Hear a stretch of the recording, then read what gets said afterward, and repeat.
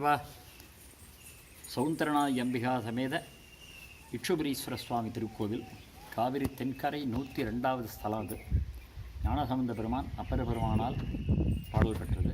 சுந்தரர் கஷேத்திர கோவிலை பாடியிருக்கார். சுமார் 5000 வருஷத்துக்கு முன்னாடி இந்த இடம் ஒரே கரும்பு காடுகளால் சூழப்பட்டிருந்திருக்கு. ஒரே கரும்பு காடு தான், வேறு ஒன்றுமே இல்லை. அப்போ திருவாரூர் கோவில் திருப்பணி பண்ண முசுகுந்த சக்கரவர்த்தி என்ற சக்கரவர்த்தி திருவாரூர்லேருந்து தஞ்சாவூருக்கு போயிட்டுருக்கார். போயிட்டு இருக்கும்போது 2 முனிவர்கள் இங்கேருந்து தர்க்கம் பண்ணிட்டுருக்கார். என்ன தர்க்கம் பண்ணுறா அப்படின்னா, ஒருத்தர் சொல்கிறார் இந்த இடத்தோட ஸ்தலவிருஷமானது நந்தியாவட்டைன்னு சொல்கிறார். இன்னொருத்தர் சொல்கிறார் அதோட ஸ்தலவிருஷமானது கரும்புன்னு சொல்கிறார். 2 பேரும் தர்க்கம் பண்ணிட்டு இருக்கும்போது ராஜாவுக்கு ஒரே குழப்பம். இந்த இடத்துல மூர்த்தி ஸ்தலம் தீர்த்தம்னு எதுவுமே இல்லையே, இவா 2 பேரும் தர்க்கம் பண்ணிட்டு இருக்காளே. அதே சமயம் 2 பேருமே தேஜசான முனிவராக இருக்காளே, இவாளை எதிர்த்து கேள்வி கேட்டோம்னா ஏதாவது பிரச்சனைகள் வருமோன்னு பயந்துண்டு தியாகேச பெருமான பிரார்த்தனை பண்ணுறார். சுவாமி அசரீரி வடிவில் என்ன சொல்கிறார் அப்படின்னா, இந்த இடத்தோட ஸ்தலவருஷமானது வெண்ணி என்று சொல்லக்கூடிய நந்தியாவர்தனம். இந்த இடத்துல கரும்பு கட்டுக்கள் முக அமைப்போட நான் இங்கே யுகங்கண்ட மூர்த்தியாக பூமிக்கு அடியில் நான் இங்கே இருக்கேன். என்னை மேலே எடுத்துன்னு வந்து கும்பாபிஷேகம் பண்ணி கோவில் கட்டி கும்பாபிஷேகம் பண்ணுங்க, நான் வர்றவாளோட எல்லாரோட பிணிகளையும் போக்கி அனுகிரகம் பண்ணுறேன்னு சுவாமி அசரீரி வடிவில் சொல்கிறார். உடனே சக்கரவர்த்தி தோண்டி பார்க்க சொல்கிறார். சக்கரவர்த்தி தோண்டி பார்க்கும்பொழுது இங்கே என்ன கிடைக்கிது அப்படின்னாக்கா, சுவாமி கிடைக்கும் பொழுது மேலே இந்த இடத்துல வெட்டுப்பட்டு போயிடுது. சுவாமி இந்த இடத்துல மேலே வெட்டுப்பட்டுருது. அப்போ உடனே சுவாமி எடுத்து பார்க்கும்பொழுது கரும்பு கட்டாக இருக்குது. சுவாமி கரும்பு கட்டுகள் ஒன்றா சேர்த்தா எப்படி இருக்கும் அந்த மாதிரி இருக்கு சுவாமி இருக்கார். அப்போ கீழே அடியில் தோண்டி பார்ப்போம் அப்படின்னா மாணிக்கவாசக சுவாமி சொல்கிற மாதிரி ஆழ்ந்து அகன்ற நுண்ணியனே அப்படின்னு அகலமாக போயின்னு இருக்கார் சுவாமி. ஆழமாகவும் போயின்னு இருக்கார், அகலமாகவும் போயின்னு இருக்கார். இப்படி நான் எடுத்து நம்ம கும்பாபிஷேகம் பண்ண போகிறோம், எப்படி நான் சுவாமியை மேலே எடுத்து வச்சாதான் கும்பாபிஷேகம் பண்ணலாம். திரும்பவும் ஒரு அசரீரி ஆள் அப்படியே இருக்கிற இடத்துலையே அப்படியே வச்சு கோயிலாக கட்டுப்பா அப்படின்னு சொல்கிறேன். அதனால தான் 36 அடி இந்த எழுத்தாமல் இருக்கிற சூரிய புஷ்கரணிங்கிற புஷ்கரணிக்கும் சுவாமி இருக்கிற இடத்துக்கும் 36 அடி ஹைட்டு. அதெல்லாம் ஸ்டெப் பை ஸ்டெப்பாக நீங்கள் இவ்வளோ படி ஏறி நீங்கள் சுவாமி 3 படியெல்லாம் உட்காந்துருக்கோம், படிப்படியாக ஏறி போய் சுவாமியை பார்க்கலாம். அப்போது இந்த கதை நடந்து அப்போல்லாம் செங்கல் திருப்பணி தான், முற்கால சோழர்கள்லாம் செங்கல் திருப்பணி தான், கருங்கல் கிடையாது. இந்த கதை நடந்து ஒரு 2000 வருஷம் கழித்து கரிகால சோழன் வரார். கரிகால சோழன் தெரியுமில்ல, முற்கால சோழன் கிபி 2ஆம் நூற்றாண்டில் இருந்து வருவார். அப்போல்லாம் முன்னாடியே கிறிஸ்து பிறப்புக்கு முன்னாடியே இதெல்லாம் 2ஆம் நூற்றாண்டு முதல் நூற்றாண்டு முற்கால சோழர் அவர் இந்த இடத்துல வெண்ணிப்போர் புரிகிறார். என்னென்னா இங்கே சுவாமிகிட்ட வந்து உத்தரவு கேட்குறார். சேர பாண்டியர்கள் மற்றும் குறுநில மன்னர்கள் 21 வீரர்கள் என்னை எதிர்த்து வராளே சுவாமி, நான் சின்ன வயசு 18 வயசு தான் ஆறுது, எப்படி நான் சண்டை போடுவேன் அப்படின்னு சொல்லும்பொழுது, இங்கே ஏற்ற மாதிரி கொற்றவின்னு ஒரு தெய்வம் இருக்குப்பா, அதுக்கிட்ட போய் உன்னோட வாளை வச்சுட்டு நீ சண்டை போடு, கண்டிப்பாக அவர் சுவாமி வந்து உனக்கு அம்பாள் வந்து வெற்றி தேடி தருவான்னு சொன்னதுனால சுவாமி போய் இந்த கரிகால சோழனம்ன்ற பாலை வந்து அந்த பிடாரியம் மண்ணு பேருக்கு இந்த அம்பாளுக்கு கொற்றவை வெற்றி காளின்னு சொல்கிறது. எப்படி திருச்சியில் வெக்காளி மாதிரியோ அதே போல் இந்த அம்பாள் மேற்கூரை கிடையாது.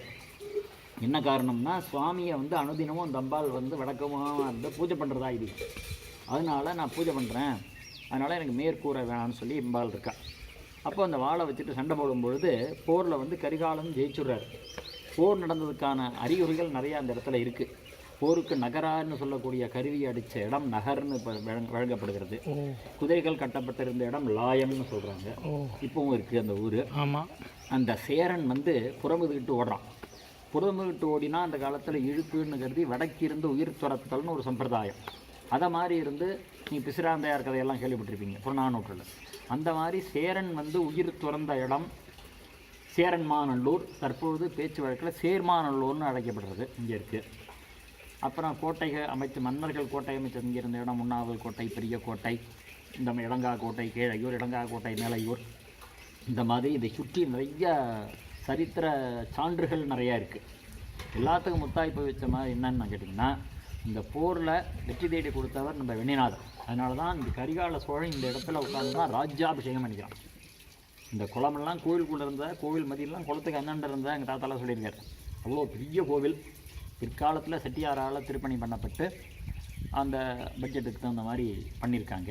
சின்ன கோவிலாக இருக்குது. அதே சமயம் வந்து அந்த கருவறையெல்லாம் அகழி அமைப்பில் உள்ளதெல்லாம் ராஜராஜ சோழனுக்கு முன்னர் காலத்துன்னு சொல்கிறாங்க.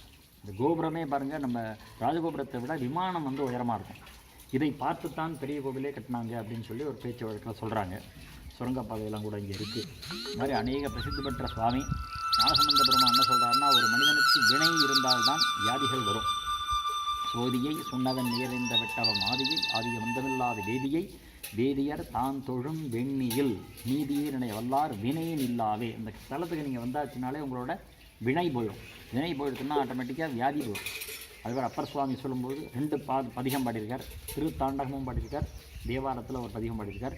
காற்றினை கணரை கதிர் மாமணி நேற்றை நினைப்பார் வினை நீக்கிடும் கூற்றினை உதைத்திட்ட குணமுடை வீற்றினையினர் நற்கண்ட வெண்ணியேன்னு சொல்லி நாவுக்கரசர் புகழ்ந்து பாடியிருக்கார். சுந்தரர் என்ன சொல்கிறார்னா, மருகல் உறைவாய் மாகாளத்தாய் மதியம் சடையானி அருகற்பினின் அடியார் மேலகள் அருளாயே கருகற்குரலாய் வெண்ணிக்கரும்பேங்கிறார். ஆனால் சுவாமிக்கு தமிழில் வெண்ணிக்கரும்பேஸ்வரர்னு பேர். வெண்ணி என்று சொல்லக்கூடிய இந்த நந்தியாவட்ட செடி தான் வெண்ணின்னு சொல்கிறது. ஆக அருகற்பினின்னு ஏன் சொன்னார் அப்படின்னா, ஒரு ஹியூமன் பாடியில் வந்து என்னென்னு கேட்டிங்கன்னா, human body will be affected by 4448 diseases அப்படின்னு சொல்கிறாங்க, சாஸ்திரத்தில் சொல்கிறாங்க. அந்த டிசீசஸில் so many diseases are not yet diagnosed by the recent medical science.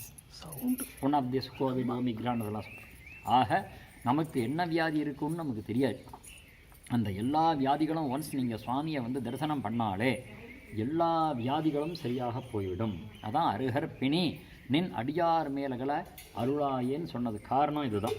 அதனால் இங்கே வந்தாச்சுன்னா ஜீனி ரவை 2 வந்து சுவாமிகிட்ட சமர்ப்பிச்சுட்டு அர்ச்சனை பண்ணிவிட்டு நான் கொடுக்குற விபூதியை ஓம் ஸ்ரீ வெண்ணிக்கரும்பேஸ்வராய நமஹ அப்படின்னு சொல்லி ஒரு சிட்டிகை எடுத்து ஜலத்தில் போட்டு பிஃபோர் பிரேக்ஃபாஸ்ட்டு அந்த ஜலத்தை குடிச்சிட வேண்டியது.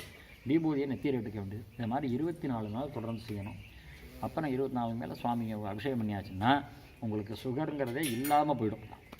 டயபிட்டிஸ் கண்ட்ரோல் பண்ணுறவரில் ரொம்ப அருமையான சுவாமி அவர். அம்பாள் சௌந்தர நாயகின்னு பேர். சௌந்தரன்னா அழகு, அழகிய நாயகின்னு சொல்கிறது. அது என்னென்ன அம்பாளுக்கு என்ன விசேஷம்னா, வளையல்னா ரொம்ப பிடிக்கும் அம்பாளுக்கு. அதனால் என்ன செய்வாங்க அப்படின்னா, திருமணமாகி ஒத்த சந்தானம் இல்லாதவா, அதே போல் திருமண தடை உள்ள ஆண்கள் பெண்கள் யாராக இருந்தாலும் இங்கே வந்து பிரார்த்தனை பண்ணாலே வளையல் சாத்திரைன்னு பிரார்த்தனை பண்ணிட்டா போதும். பண்ணிட்டா அம்பாள் வந்து அனுகிரகம் பண்ணிடுவா. விசேஷமான ஸ்தலம். எல்லோரும் வந்து தரிசனம் பண்ணி சுவாமி பகவானோட அனுகிரகம், ஸ்ரீ வெண்ணிக்கரும்பேஸ்வர சுவாமியோட அனுகிரகம் எல்லாருக்கும் கிடச்சி க்ஷேமமாக இருக்கணும். எனது பேர் பிரபாகர சிவாச்சாரியார். என்னோடய கான்டாக்ட் நம்பர் 9976813313. கான்டாக்ட் பண்ணுங்கள், ஃபோனில் பண்ணுங்கள்.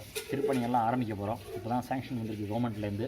எஸ்டிமே 6 ஒர்க்கு மொத்தம் கிட்டத்தட்ட ஒரு 75 லட்சம் ரூபாய்க்கு எஸ்டிமேட் போட்டு கொடுத்துருக்கா. அதை கூட தான் ஆகணும்னு நினைக்கிறேன்.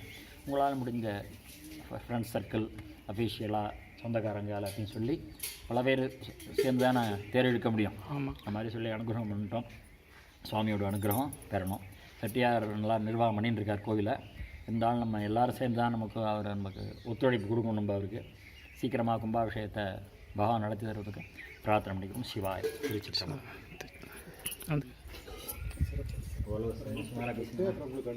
சுமாராக பேசணுண்ணா இல்லை, ஏன்னா அது பேசுனது தான் அது தெரியாதில்ல. நம்ம தெரியும் கொடுக்க முடியாத இருந்தாலே போகாதில்ல. எனக்கு அனுப்புங்க அதை. நிச்சயமாக.